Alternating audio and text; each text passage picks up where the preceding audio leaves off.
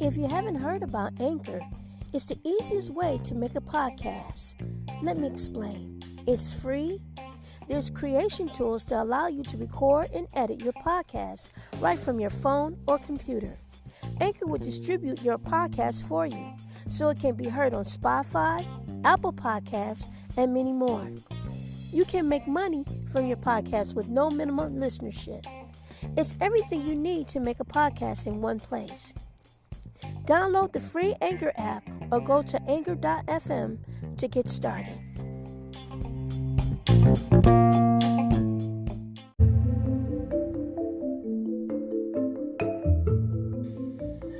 Hi, this is Variety Chenevert for AKASHI Media Podcast Live, giving you an update on our audience listenership. I'd like to welcome Gabon. Thank you, Gabon, for tuning in and listening to AKASHI Media Podcast Live. Thank you, United States of America, for listening to AKASHI Media Podcast Live. Thank you, Brazil, for listening to AKASHI Media Podcast Live. Thank you, Ireland, for tuning in and listening to AKASHI Media Podcast Live. Thank you, United Kingdom, UK, for listening to AKASHI Media Podcast Live. Thank you, Germany, for listening to AKASHI Media Podcast Live. Thank you, Canada, for listening to AKASHI Media Podcast Live. Thank you, Spain, for listening to AKASHI Media Podcast Live. Thank you, Panama, for listening to AKASHI Media Podcast Live. Thank you, India, for listening to AKASHI Media Podcast Live.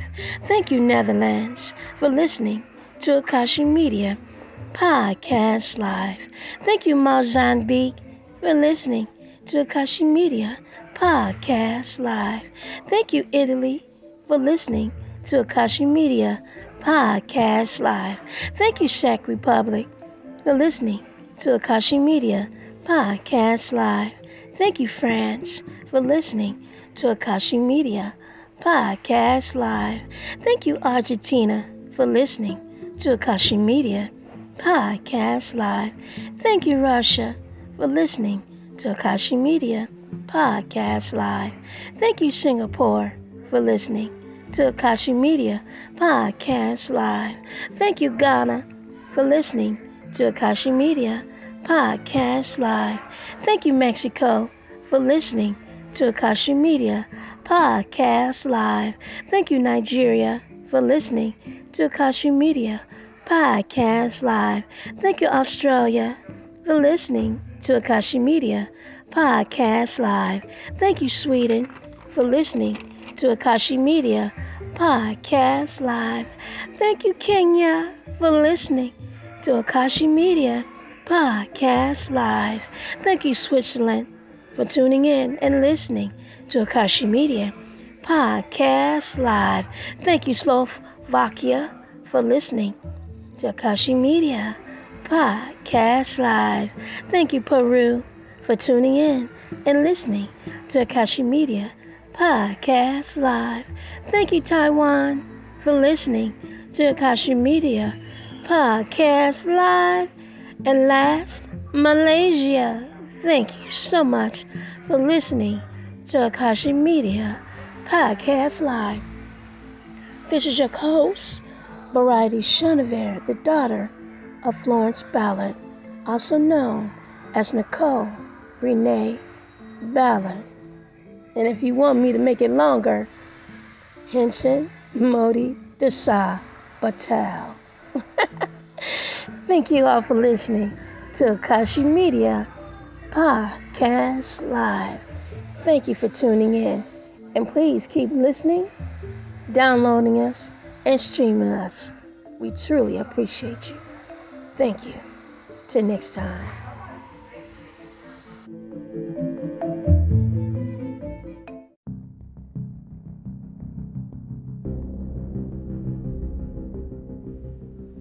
Hi, this is Variety Chenevert for AKASHI Media Podcast Live.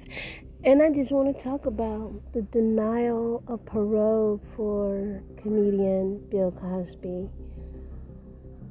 Well, for me, it's not really a sad situation because I remember when I was with model Beverly Johnson when I was a little girl and we were in New York City. I went with her to Bill Cosby's condo, a very, very lavish penthouse condo that he had. And they were talking. We came into this condo, this big old huge gigantic condo with huge picture windows, and sunlight was just beaming off through the different windows. Very bright place, white furniture, beautiful place. Hardwood floors. It was just a very luxurious condo. And we came there because he was talking to her about something. I guess she was going to do a project with him. And she came in, and I was sitting on the sofa. He was talking to her, and he gave her a drink. And it was like a glass of wine, and I believe it was red wine or something. And she was standing there, and she was staring at him. And she all of a sudden starts saying, I can't move, I can't move, I can't move. What did you do to me? I can't move. And then she ran out into the hallway and started screaming. And she said, I'm going to tell everybody. I'm going to tell everybody what you did to me. I'm going to tell everybody what you did to me. And I ran behind her. And I couldn't believe that that happened. And she grabbed my hand and we just started running down the hallway. So this man, this icon, unfortunately has had a very past when it comes to women. And if you look at him, though, back in the day when he was in the movies, Uptown Saturday Night and everything, he was a very well-built guy. In fact, when we went to the condo, that's how he looked. He was like really built back then and everything, real stacked back then, real muscular and toned and everything back then. And that's how he looked. He was a very attractive man back then. But he had some dim past about things like that he has done to women. And I'll never forget that experience with model Beverly Johnson. I don't know if Beverly remembered me being with her or not, but I was with her. I think I had came to, I think during this trip from Detroit, Michigan to not California, New York City was because of a couple occasions. I think, number one, my mother, Florence Ballard, because my real name is Nicole Renee Ballard. I am the daughter of Florence Ballard, but I changed my name back in the early 90s as a stage name for Variety when I wanted to go to film school in UCLA. So I wanted to come up with something unique that hadn't been used before. So I came up with Variety Chenevert. But I think a couple things that was going on at that time that I can remember. I remember staying at Floyd Mayweather Jr.'s house with his mother, Deborah, and my mother and I were visiting them at that time as well. We had a tom-tom marriage at that time in New York City. I remember playing on the merry-go-round and everything, in the seesaw back then. And there were a lot of buildings, so I guess that might have been the projects, whatever. But when you're growing up as a kid, I didn't know any difference. Homes were homes to me. It was an apartment to me, and I didn't know anything different between the projects or a suburb. You know, it was just another person's home. That's how I viewed it. I was a kid, you know. And I think my mom at the time, Florence, was looking for a record deal at that time too. I also stayed with Diana in New York when we were there.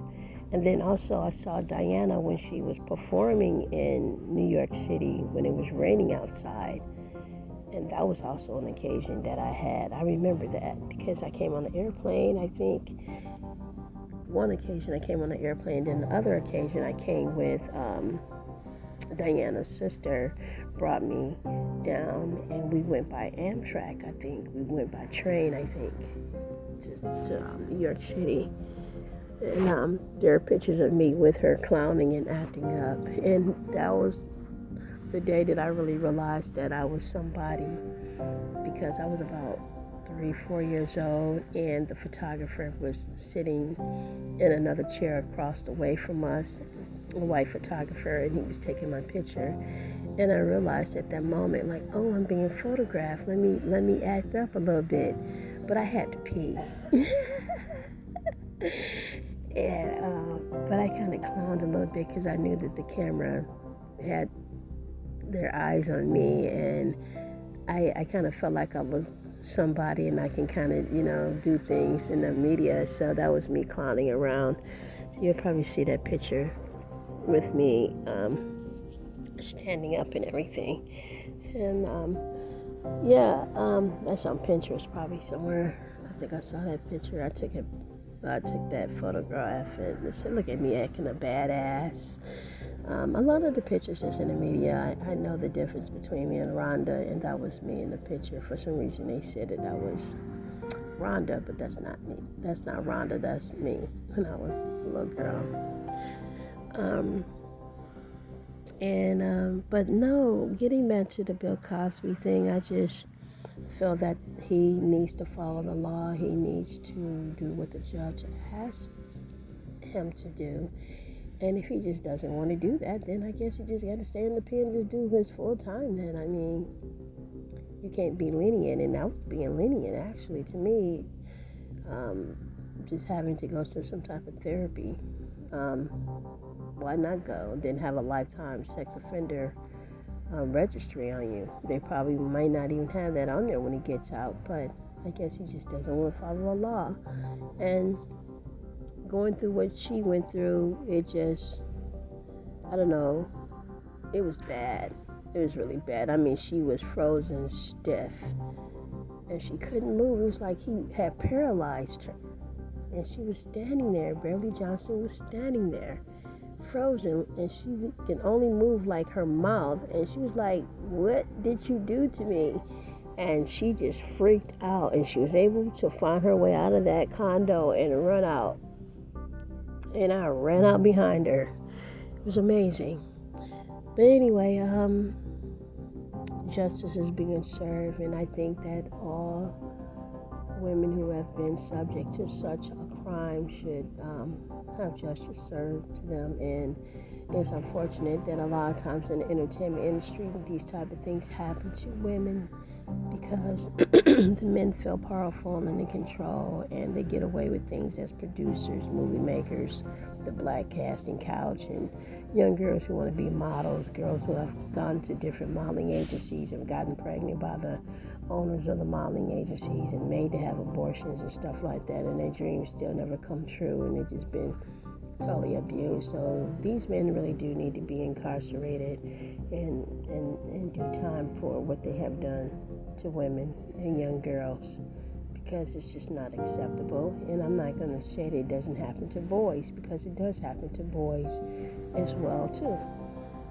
You shouldn't have to give up anything of your body just because you want to be a model or a singer or entertainer or anything like that. You shouldn't have to be subject to anything like that.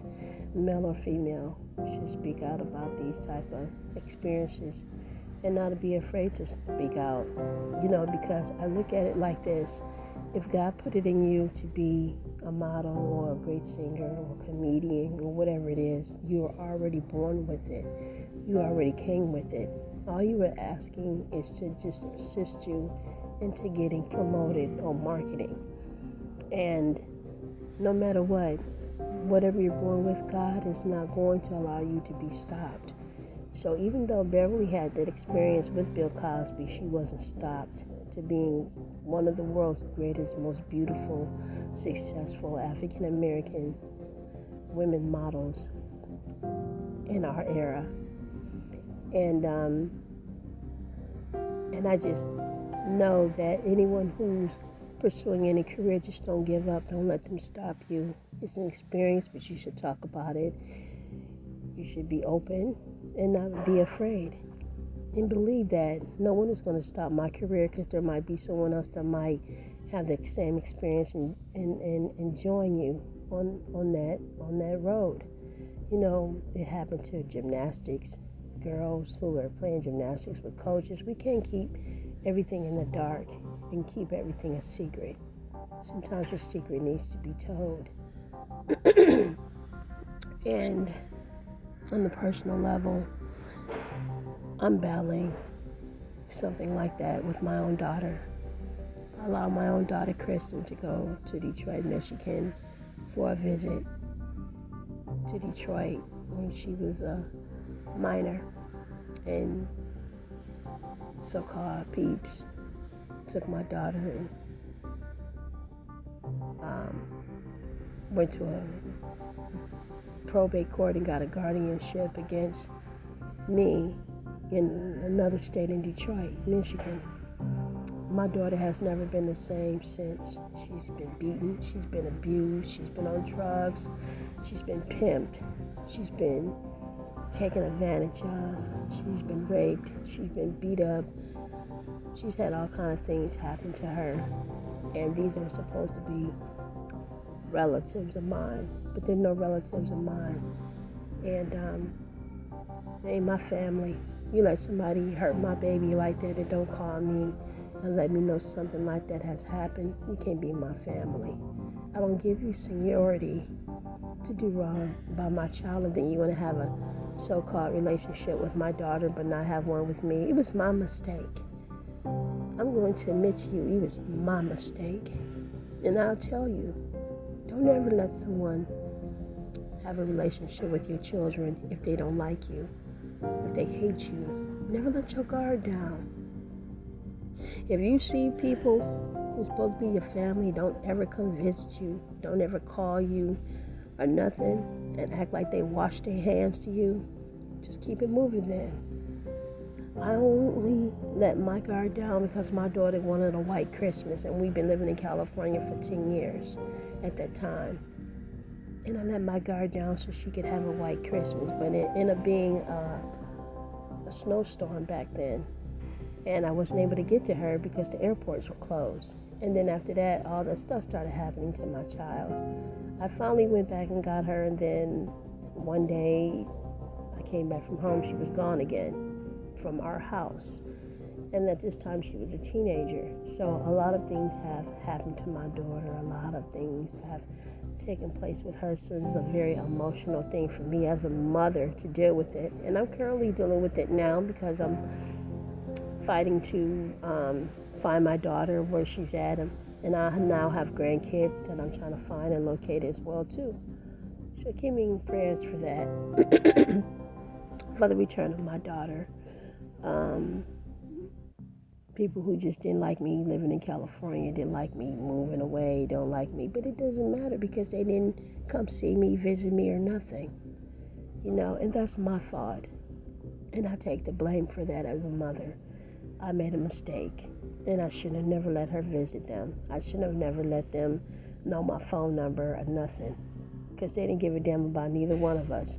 They didn't send no Christmas gifts, and then on top of that, they wrote negative stuff in the newspaper and said we were homeless when we weren't. Someone invited me to the Skid Row area. I've never been down there before, but it was supposed to be an event for a family, so I went there. I didn't know nothing about the event because I've never been there before. And we went there, and then this guy, white guy, comes and pop up with a camera and take a picture of us.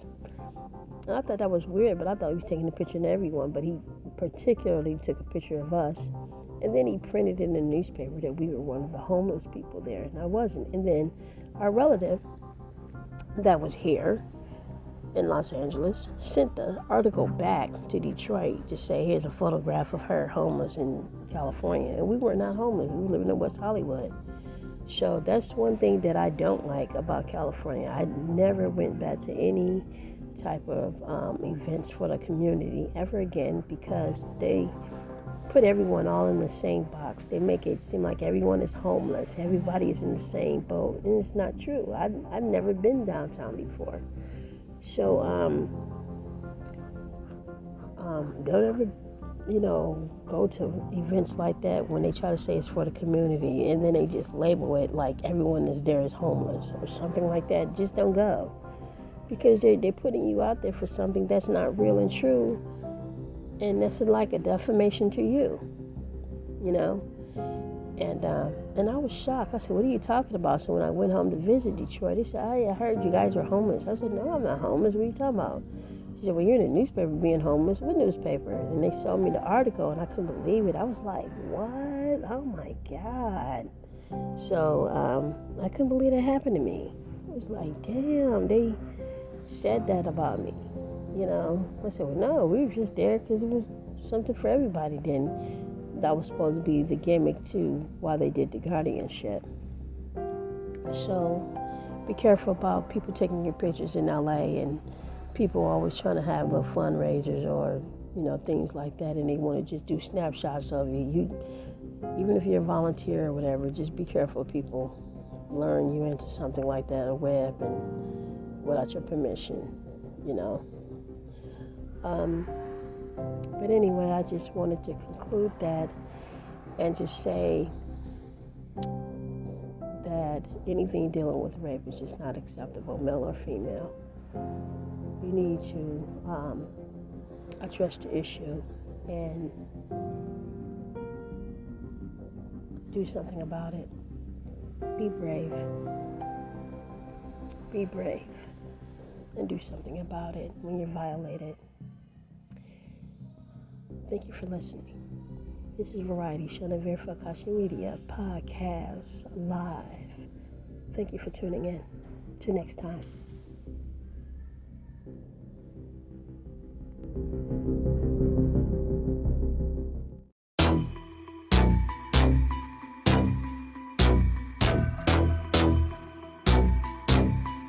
Trick or treat， 能向上却不向下，能做大就想个办法。With my squad， 场上称霸就是叫你怕，怕我狂轰滥炸。能向上却不向下，能做大就想个办法。With my squad， 场上称霸就是叫你怕，怕我狂轰滥炸。从没有馅饼从天上掉下，到处都是陷阱，别让自己掉价。不走 Plan B， 只用实力做点成绩。当我沉迷于使用各种金币 ，You know 我本来就是一无所有，就算失败再重来也花不了我多久。我超溜，我超有 feel， 超糗，我超优秀。时间在我这里 ，It feels too real。Every day 都做同样的事，夜以继日我筹划着更大的事。OK， 又有一个机会，又做一个精髓，又让对手心碎。做了你想都不敢想的事，就算你恨我，也会记住我的名字。适者生存，重要的不是在名词，后发制人，可能被写进历史。能向上，却不向下，能做大，就想个办法。With my squad， 场上称霸就是叫你怕，怕我狂轰滥炸。能向上，却不向下，能做大，就想个办法。With my squad， 场上称霸就是叫你怕，怕我狂轰滥炸。有人觉得我欠他，想看我被击打，都想要来份这块66寸的披萨。Nobody made me， 换我来说你 baby， 我全靠我自己，管你什么样的来历。我就像子母弹，没人像我这样大面积的掀起波浪。为家人做到最好，你只会临阵脱逃。快看我的能力，这不过9牛1毛。冰山一角，赚的都是红票，更专注于事业，没空和你计较。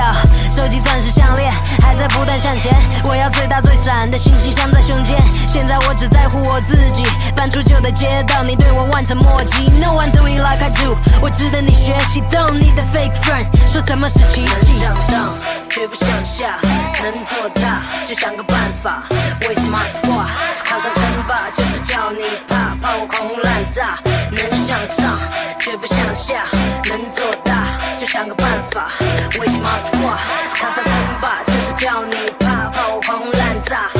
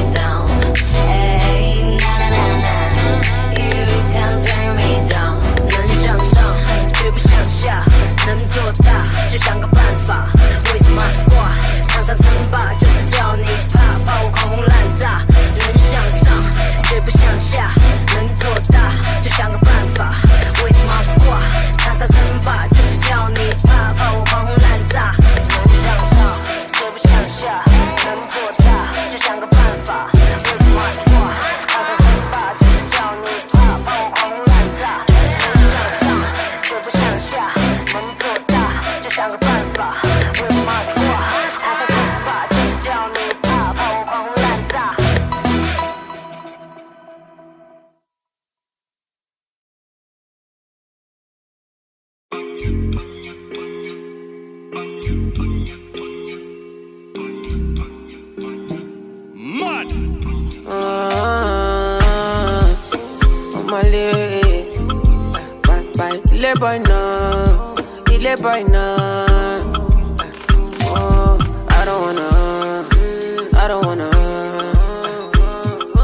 Live my life for you. Live my life for you. All over the news. All over the news. Only God and I know the kind of thing I do. The kind of thing we do. Man, I thank God I got the lead. Say God no ungodly. Oluwa na ain't comforting me. When these people they come body me. Man, I thank God I got the lead. Say God no ungodly. Oluwa na ain't comforting me. When these people they come body me. It's why I die sometimes. A little Henny and ice. Make a fitty cool my mind. Make a live this life.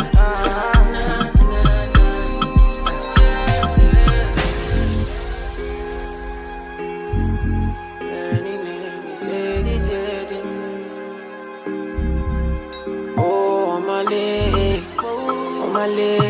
Oh, kill it, boy, no. Make I play you my cassette, you. Anything you sell is a market, you. Try to they look from my aspect, you. They loud them at the handset, you.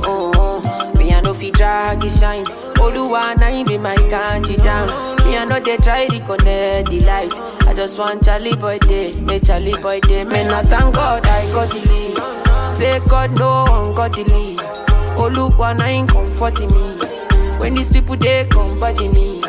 Man, I thank God I got the lead. Say God no ungodly. Oluwa na him comforting me. When these people they come body me. It's why I die sometimes. The little Henny and ice. Graffiti cool my mind. I just wanna live this life.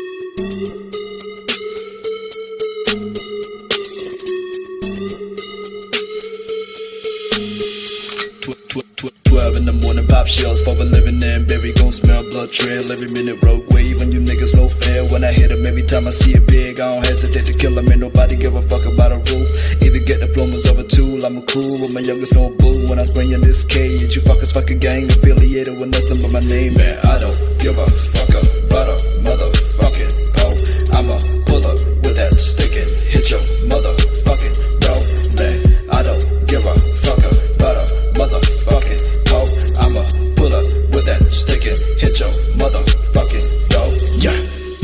People be starving and people be killing for food with that crack and that spoon. But the rich motherfuckers they stay eating good, dropping waste, living good. Holding stick locks, but you been a bitch, sucking thick cock, fucking grip, walk, hit a strip like in Bangkok. Never ever see me ever trip, but a little brat see me on the TV screaming, bitch, you a damn fraud.